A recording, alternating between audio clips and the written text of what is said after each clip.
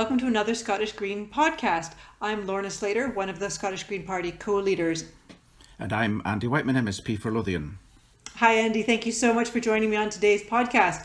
What a week it has been in the Scottish Parliament. There's been emotional highs, there's been terrible emotional lows. It's been a real roller coaster. Can you tell me a bit more about what went on in the Parliament this week? Well, most parliamentary business is focusing on responding to the COVID-19 crisis, as one can imagine. We're doing a little bit of other stuff, but it's mainly COVID-19. And of course, Parliament, like many other places of work, has severe restrictions as to how many people can be there, etc. So we're only meeting for 2 days. Actually, it was 3 days last week. And we were focusing last week on the a new coronavirus bill. These are an emergency piece of legislation. We did one in the 1st of April, and we did another one this week. And the purpose of these bills is mainly to, adjust the timescales in the justice system, about how many days has to elapse before you can be put on trial, or deadlines for public authorities to do certain things, or obligations on planning authorities to display planning applications in public places, all that kind of stuff, which you can't do in a crisis. So it was to adjust all that so that no public authority faces any legal action for failing to do their statutory duties, as well as making some amendments to the way the health service runs to actually practically manage the crisis. And back on the 1st of April, we made some adjustments to Scotland's tenancy laws to extend the period of notice you had to give if you wanted to get a tenant out of your property. And that was designed to give tenants a bit more security during the pandemic. And this week I attempted to do some more on that front, and it got very tetchy. And we had a big bust up, and it was all very interesting. So what is the status of tenancies in Scotland then, particularly with the coronavirus crisis? But I guess generally too, there's a bit of history here, isn't there? Yes, indeed. In fact, Scotland's been a country that's been in which the majority of people have lived in rented accommodation. Up until the 1970s, it was over 50%. I think it might have been as high as 60% at some time. And it was famously said by Conservative politicians then that we had a higher proportion of public housing than many Eastern European countries. Now, of course, they said that in a disparaging sense. There's nothing wrong with having 60% public housing. But by comparing it with Eastern Europe, the idea was that we were backward because Eastern Europe was an authoritarian statist society. When in fact, public housing in Scotland and in Britain as a whole had emerged post-war, and it was, the biggest building programme of public housing took place under a Conservative Prime Minister, Harold Macmillan. And it was designed to bring everybody's housing standards up to a decent minimum. There had been a lot of slums, and after the war it was obviously felt unacceptable for people to live in substandard housing. We created the National Health Service. We did a lot of things for the common good, as it were, and one of those things was building public housing. Now, when the Conservatives came to power in 1979, they began to sweep away all that. They wanted to make a property-owning democracy. Some of that was around politics, that people who owned their own home would be more likely to vote Conservative. And Mrs Thatcher started a programme of selling off council houses. It was very popular because the people who lived in council houses got to buy them at a discount. But of course, we lost a lot of public housing that otherwise would have housed people at modest rents. And what that meant was we then entered a period of a couple of decades when housing really went backwards. If you couldn't afford to buy, and that was the case for many, many people, you were basically forced into the private rented sector if you could. There were housing associations emerged, but they could only build a limited number of houses. Councils stopped building houses because if they built one, the tenant could then just buy it. So why waste that money? And so over the 20 years of devolution, of course, housing's been a major issue. But over the last 5-10 years in particular, particularly since the financial crash, young people in particular whose wages have flatlined have struggled in terms of housing. There's not been enough social, affordable public housing, and they've been forced into the private rented sector, which has trebled over the 20 years of devolution. So in 1999, 5% of the population lived in the private sector, and now it's 15%. And the important thing about them is that most of them are not living in that sector through choice. You know, if they had a real choice, they would probably prefer a council house or a socially rented house because they're pretty good quality and they're very affordable. So we've got a situation now where the situation facing private tenants is better than it was, but still relatively insecure. And your landlord can issue a notice to quit on about 16 different grounds, including that they wish to sell the property, or they wish to live in it themselves, or that you've built up rent arrears, or they wish to convert it to an Airbnb, etc. And that still means that tenants are potentially never more than, you know, a month or two away from eviction. So the move by the government to extend that notice period and give tenants 3 or 6 months was welcome. But we argued in the first coronavirus bill that you shouldn't be allowed to issue any notices to quit at all during the crisis, because even if it were not to take effect for 3 or 6 months, it still introduced a lot of insecurity in your life. And of course, none of us know when this is going to be over. And I suppose the important point about this crisis and rented housing is that people have lost their jobs, people have lost incomes, either wholly or in part, and therefore financial insecurity has grown. And the last thing you want when you're financially insecure is to be worried about whether you're going to lose the roof over your head. So yeah, this week was really about trying to strengthen those protections and an important policy area. So it seems to me, though, that the current law prioritises the convenience of landlords. They think, oh, I want to sell the flat that's you're out, over people having a home. I mean, if you've lived in a particular rented flat for decades or, you know, years, decades, this is actually your home. This is the roof over your head.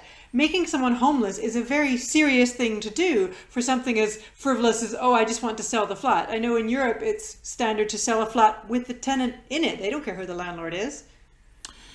That's right, and that touches on the important fact that housing is a human right, the right to a home. And that's not surprising, actually, because the basic things we need as human beings, as mammals, is we need shelter, we need warmth, we need food and water. I mean, those are the basics for survival, if you like. I mean, on top of that, we have recreation and health services and all that kind of stuff. But those are the basics. And so really the first duty of any government, I think, is to make sure that there is housing, heating, food on the table. And that in a market democracy obviously depends on sustaining people's income, but it also depends on having a framework of property law in place that protects the interests of people for whom the property is their home. And you're right that any tenant, there are two interests in it. There's the tenant and there's the landlord. And what's often forgotten in these discussions is that for the tenant, as you say, that's their home. You know, for the landlord, it is a property. And in the vast majority of cases, the landlord already has a home. You know, they're living in their own home and they own another property. So whilst obviously in society we shouldn't have laws that allow people to take property off each other willy-nilly, if you take the choice, the act of choice, to let your property to somebody to make it their home, you should be relinquishing a substantial amount of control over that property. And if you want the freedom to move back into it or sell it and get the tenant out, then don't get involved in renting. You know, do something else. I don't know, buy an industrial estate or something. So it's a very, very important point, and it's why protecting the rights of tenants is so important, because it's upholding a human right. And it shouldn't be hard. You mentioned other European countries. Countries like Denmark and Germany and Italy and France and places have much greater security. And typically in many of these countries as well, I mean, if the landlord does choose to sell, you stay put. What they're doing is they're selling a tenanted property. And there's many people who'd like to buy a tenanted property. You get a 1 or 2% return on the capital. I mean, it's good for pension funds, for example. It's a steady supply. And the only reasons that tenants can be evicted are, if they commit criminal damage, if they firebomb the place, or if they persistently and don't pay their rent, if they just refuse to pay any rent. So in those extreme circumstances, there are processes you can get tenants out. But otherwise, every European country recognises to a much, much greater degree than we do in the UK that once a place is someone's home, they deserve maximum protection. So you've been helping one of your constituents, I think, was it Colin? I can't remember his surname, with an eviction on this sort of situation where it was his home for 27 years, and now they've evicted him. He's out. Well, that's true, yes. So earlier, late on 2019, I was contacted by Colin Brown, who's a 67-year-old man, lives on his own in Leith, has been living in his flat for 27 years. And the flat is owned by a property company called Express Investments Limited, who are basically run by some lawyers in Edinburgh, and they have quite a lot of investors. And they were established, 10, 20 years ago. At their peak, I think they had tens, maybe 100 properties or so, which they let out, and it provided them with a financial return. And they've slowly scaled back, and last year they decided they wanted to get rid of all their properties, wind up their company, and distribute the assets of the company to the shareholders, which is perfectly legitimate. They had, I think, 27 flats across Edinburgh. Some of them, the tenants were on regulated assured tenancies, which meant they couldn't be kicked out. So those properties were basically sold to housing associations, and the tenants stayed put. But for the rest, they evicted them. And Colin was the last man standing, as it were. He was the only one standing between the company and the shareholders getting their return. And I helped Colin. We were in the tribunal. He ultimately lost the case. It has to be kicked out. But the consequence of that is I'm, in fact, meeting a QC, an advocate, next week, because we are pursuing a human rights challenge to the Housing Act 1988, because what struck me was the grounds on which he was being evicted were just that his 6-month tenancy was up, the rolling contract. And the law, the 1988 law, makes no distinction between different classes of people. So a young worker in their 20s, maybe quite happy to be kicked, well, not happy to be kicked out, but not particularly perturbed maybe, as compared with a single parent with a young family with kids at school and a precarious job, or an older person like Colin. It seems to me that the law should be a little bit more proportionate to take into account the lived reality of the tenant. And if they're in some ways vulnerable, or if they have children at school and you're going to disrupt those lives, or if they're an older person, seems to me the law should give them greater protection. And it doesn't, it just treats everybody the same. So I think there's a case on proportionality grounds for challenging this under human rights. So yes, the fight goes on, and the really important thing here is that there's been no major improvements in tenants' rights without a struggle, because in almost every country, the landed interest is far, far more powerful. And in Britain, of course, the landed interest has literally made the laws. It's been male property owners who've made the vast bulk of Britain's laws, because they were the only people who made laws until some women, most women, got the vote in the 1920s. But we still very much have a culture that's very deferential to propertied interests, and their interests come first, and tenants are almost an inconvenience. So no tenants' rights movement, no greater protections has come without a struggle, without rent strikes, without campaigning, without solidarity. And that's why what I was trying to do this week in Parliament was defeated. But nevertheless, ultimately, I think we will prevail if tenants get organised. And a good example of that are countries like Sweden, where they have a tenants union. They have over 500,000 members, 500,000 members, and they collectively bargain with all the landlords. There's maybe 40,000 landlords, including municipalities and private landlords. They collectively bargain right across Sweden. They're in a powerful position, and Sweden, as a consequence, has got a reasonably good housing system. Without that political power of tenants, it's unlikely that there's going to be significant legal reform. And so tell us about the amendments that you brought to the Scottish Parliament this week, because you said there was a bit of a row in Parliament. So what was it you were proposing? So yes, as I mentioned earlier, prior to the crisis, tenants could be evicted, sometimes with no reason if they were on an older tenancy, or if they were on a newer tenancy, there had to be grounds for eviction, which could include the landlord wanted to sell or turn it into a short-term let or whatever. Now, during a crisis, when we're being told to stay at home, it is immoral to expect anyone to be evicted from that home. So what we did on the 1st of April was we said, okay, if there are any eviction notices served, the length of period over which you shall be required to leave shall be extended to 6 months.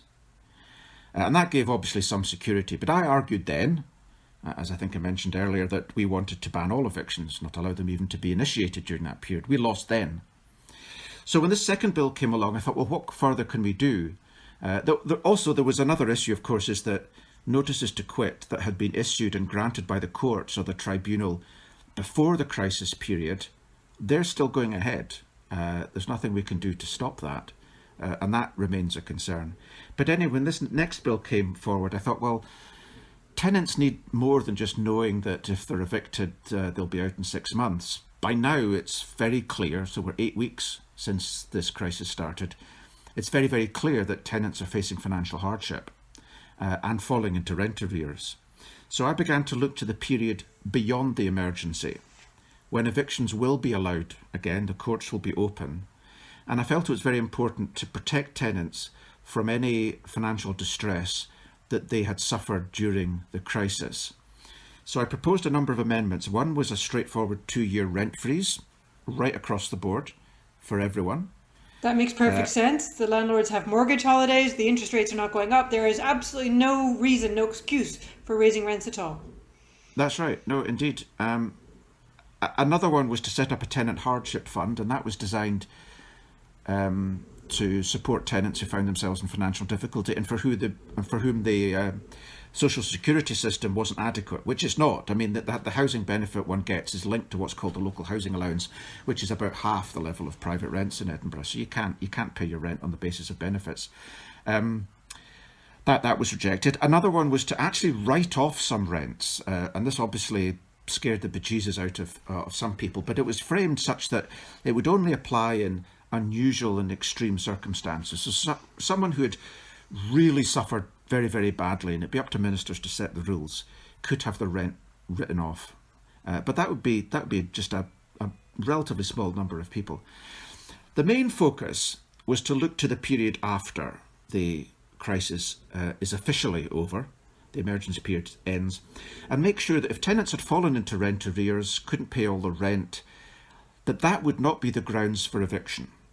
Now, they would still owe that rent if they hadn't paid it. It would still be a debt, and that would still obviously be a worry, and I'd love to be able to do something about that. But the most important thing to do with tenants in those circumstances is to make sure that as a consequence of that financial distress, they can't be evicted. And again, that's just about protecting their home. Now, of course, while that wouldn't apply and be of any relevance until maybe 6 months or 12 months down the road, it would send a very important signal to tenants that even if they were in distress, and even if they did get a notice to quit, that notice to quit would not be valid on the grounds of any arrears they'd accrued during the period. And that would just give them extra security and confidence. And that was defeated as well. So I think it was a pretty grim day for Holyrood, as some commentators described it. And I was actually quite surprised. Beforehand I'd lodged these amendments to the extent that people look at amendments to bills. I'd publicised them to an extent. We put out a press release. People were aware of them, but there wasn't a great deal of discussion about them. I got a few emails saying, well, I hope these get through and all the rest of it. And there was a sense in which, well, yeah, these seem reasonable. There might need to be a little bit of negotiation or discussion. Might not get them all through, but it's self-evident that we should do something. And then the aftermath of the vote was an outpouring of anger, disbelief that the SNP and the Conservatives had voted together to defeat these. People could not understand. They couldn't understand why they were defeated, But moreover, they couldn't understand why Kevin Stewart, the housing minister, behaved in such an arrogant, dismissive, angry way during the debate. No need for that, you know. If government disagrees with an amendment from me or any other MSP, they can disagree with it, you know, reasonably and politely, firmly perhaps, maybe with passion. But Kevin Stewart launched a personal tirade against me, and it was frankly a bit embarrassing. And that's what woke people up. They just did not understand that in the midst of a crisis, a parliament that most people cherish, you know, most people in Scotland fought for this parliament. The vast majority don't want to see it disappear. Most people in Scotland, whether they're SNP voters or not, I think recognise that, you know, by and large, the SNP are a fairly progressive party. Labour, fairly progressive party. Liberal Democrats, ourselves, you know, we're trying to do the best thing. We're all broadly in the same political space, and obviously the Conservatives are in another place, but that's fine. And they just couldn't believe we'd done nothing. We'd done absolutely nothing. And it came as a big shock. I mean, I wasn't so shocked because I'm used to the attitude of this government and their behaviour and all the rest of it. But for people outside the Holyrood bubble who only pay attention to politics now and again, this was one of those moments. And it's an important moment. Seems to me there's a sort of seems to me there's a big empathy gap there, because making someone homeless has to be one of the cruelest things you can do to them. I sometimes myself try and imagine what that must be like, to not have somewhere to keep my things, to rest, to get away from other people looking at me. You know, like there's nowhere to go that's yours, that's safe. How much lack of empathy is there to what tenants' reality is if we're saying to landlords, go ahead, you can evict them, no bother. If there's a pandemic on, they've lost, you know, through no fault of their own, they've been told to stay home. That means they've lost their job. Oh, and now they can lose their house too. That seems unbelievably cruel. It's an interesting question, and the straight answer is I don't know. I mean, I think there is an empathy gap. And of course, there were figures published recently by someone who'd researched this. They'd looked up the MSP's registers of interest, and I think close to 30% of MSPs are landlords. And in fact, at stage 2 of the bill, when it's being debated in a committee of 9 people, Annabel Ewing of the SNP and the convener of the committee, Murdo Fraser, both declared their interests as landlords. So 2 out of 9. I mean, that's I think that's something like the percentage in Parliament. Well, more than that. It is close to 30%. And yes, I think there is an empathy gap. I think it's difficult for people who, by and large, have known a decent degree of security throughout their lives. It's difficult to understand the trauma of being made homeless. And I think the fact that when you talk about homelessness, and I was acutely aware and surprised actually at this when I got into Parliament, when you talk about homelessness, the number of people that still think that that's about people sleeping on the pavements. I mean, that's the most extreme end of homelessness. That is homelessness, but that's not the sum total of homelessness. And I think we do still suffer from the notion that a certain very regrettable belief that people who find themselves in difficulties like that somehow it's their own fault. I mean, I think it's an entirely unjustified view and belief, but I think it's there beneath the surface. And what it means is that when a debate comes forward like this about the balance of rights between landlords and tenants, many people are pre-programmed, I think, to look to the interest of the landlord, because that's what they're most familiar with, people in power, that is. So yes, there's an empathy gap. I mean, I don't think, to be fair, there's any MSP who is callous and cruel. I don't think anyone wants to actively kick people out of their homes. This is more about the legal framework in place to balance those two rights. And that balance certainly is not in the right place. So what is the Scottish Government saying then to tenants who find themselves in this situation? And as you pointed out, we may be looking at thousands. We don't know what the fallout from the COVID crisis is going to be. We don't know how many redundancies. We don't know how many people will amass massive rent arrears. But it could be thousands of people looking at being evicted. What are they supposed to do? What does the government advise them? Well, I suppose that's a question for the government. And we had local government housing communities questions yesterday, and I was sorely tempted to ask the Minister what he had to say to Scotland's tenants this morning. But I didn't, because I knew he had nothing to say and I didn't want to give him a platform. But the bottom line is the government's got nothing to say. New, to its credit, it provided those protections I talked about, extension of the notice period. But that's been it. It hasn't done anything else. In fact, all it's done between the first coronavirus bill and now is set up a fund to help landlords. That's all it's done. And if it had an ounce of political intelligence, it would know that in a second coronavirus bill, you had to do something for tenants. Something. It might not be a lot, right? But you had to do something to enable, if nothing else, and I'm talking from their perspective here, to enable you to be able to counter the Greens, for example, or Labour, who are coming forward with proposals. And they should have anticipated we'd be doing this, and they should have had an answer themselves. And their answer might have been weaker and less robust than ours, but at least they'd have a story to tell. That amongst all the people who'd been assisted by this bill, tenants were in there. And they would disagree with us as to the strength and depth of that conviction. But where they found themselves was they did nothing. Absolutely nothing. So tenants are expected to negotiate with their landlords based on their hopefully. I mean, how often do landlords say, "Yeah, no problem, I'll reduce your rent"? That seems like a fairy tale situation. In my experience, because I was a tenant for many, many years, like many people of my generation, I was only ever able to buy a flat in my 30s, although I'm aware that I'm much better off than the younger people coming up behind me. So, for decades I rented, and I don't remember landlords being, they didn't want to spend even a tiny penny on repairs. They would evict you. You get the dreaded notice through the door and think, oh, I've got to pack everything up again. I've got to find somewhere. I've got to save a deposit again. All this sort of stuff. I can't imagine landlords going, yeah, no problem. I'll cut your rent. I can see you're in difficulty. That just doesn't seem like it's reality to me. Well, you do remind me that the government has said something to tenants, and that was in response to the letter I wrote to the minister about the landlord fund and said, well, where's the tenant fund? And the answer was, and it was repeated this week in Parliament, the answer was go and claim universal credit and housing benefit. That is the answer. And as I said earlier, to cover Edinburgh rents. Well, exactly. Edinburgh rents are £800, £1,000 for a one-bedroom flat. That's ridiculous. Well, indeed it is. So, and the other message from the government is negotiate with your landlord.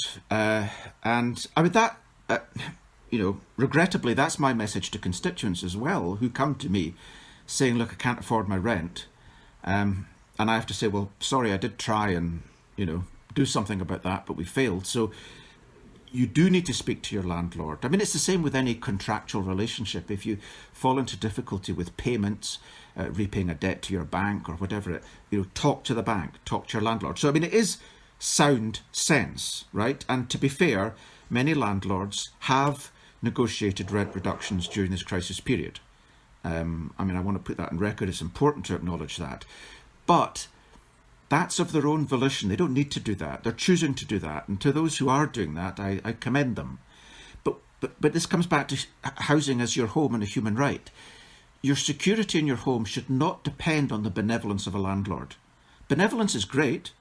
Maternalism, paternalism, I was trying to find a gender-neutral term for that word today, I don't know what it is all very well, right? But the job of parliaments and their elected representatives is to create a framework of law that ultimately provides a backstop. So if you have a benevolent landlord and you don't need to take advantage of legal protections because they've cut your rent in half, fine, great. But if you don't, and even if one person doesn't, they still deserve a safety net, and that's what we've not got. So the word then is that we need to get a tenants union going in Scotland. We need to make sure that that tenants are not negotiating as individuals, that they can do some collective negotiation. Well, we do have an embryonic tenants union called Living Rent. For the last 48 hours, I've just been saying to people, organise, join Living Rent. Collective bargaining would require some changes in the law as well. Sweden's done that. I think that's a long way off, but organisation is the start, because the only people who can genuinely and honestly represent the interests of tenants are organised tenants, and that's been the case throughout history. if you want to have your interest represented, it goes for landlords too, organise. And so, yes, that is the big challenge, is to get the membership of tenants' unions way beyond the relatively modest membership they have just now. I mean, every tenant in Scotland should be a member of a tenants' union. And, the more the merrier. If we have 5 or 10 tenants' unions, that's fine. They could be geographical or whatever.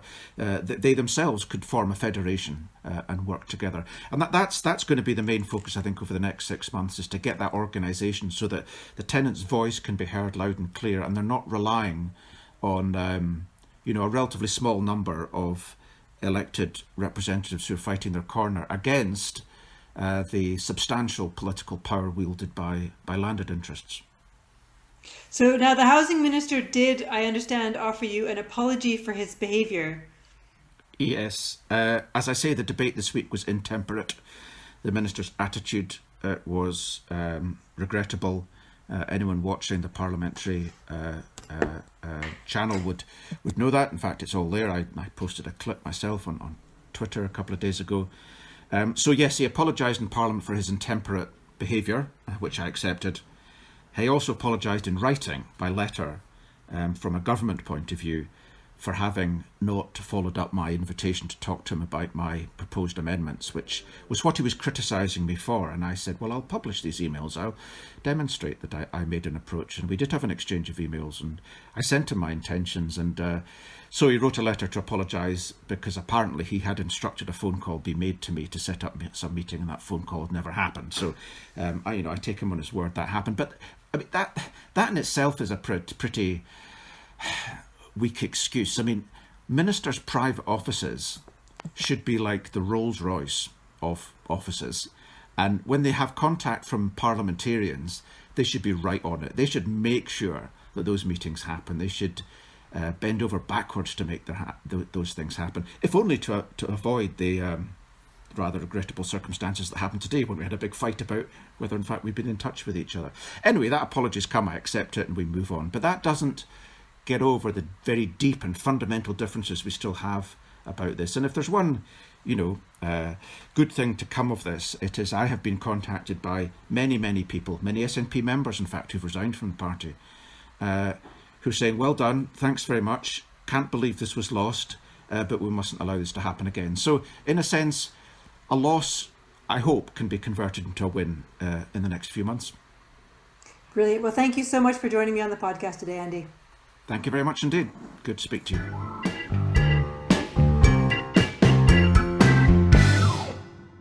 In the light,